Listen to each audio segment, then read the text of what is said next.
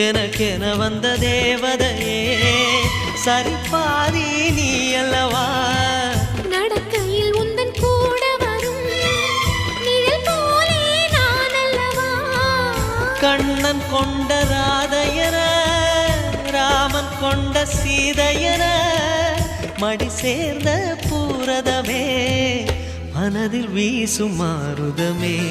நன்றி சொல்ல உனக்கு வார்த்தை இல்லை எனக்கு நான் தான் மயங்குறேன்